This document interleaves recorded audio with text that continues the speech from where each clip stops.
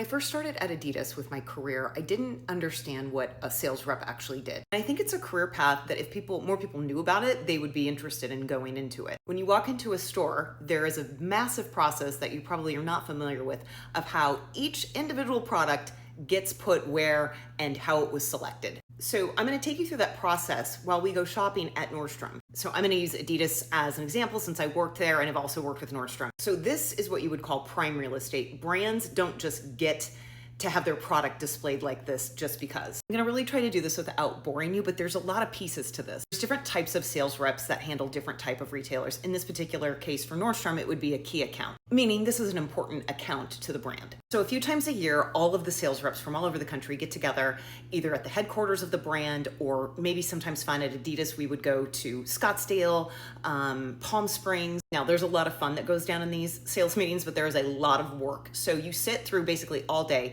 sales presentations or product presenting you a product line. What you see in the store is a very small sampling of all of the product that we look at when we go to a sales meeting. Part of our job as sales reps is to look at the line and determine, okay, what styles do I think will fit with this particular customer or this particular retailer's customer? Now at Adidas, I was a footwear rep, I was an apparel rep, I was an Adidas Originals rep. When I was an Adidas Originals rep, which is the Sport Heritage line, the trefoil logo, that's more of a lifestyle, archived pieces. You basically sold from head to toe. You sold apparel, footwear, accessories.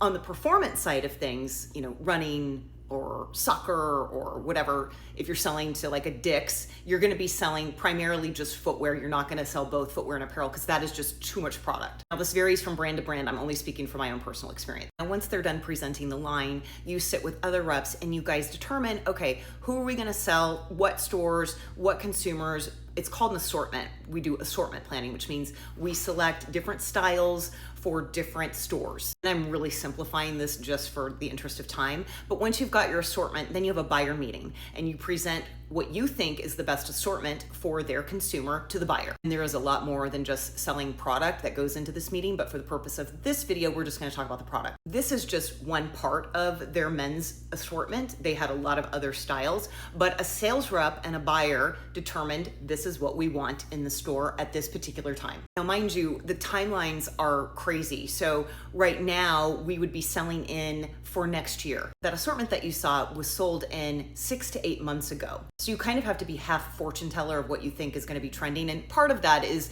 people outside of sales and product and marketing know that information. This is already getting too long and I don't even know if anybody's going to make it through. So I am going to do a little series on this.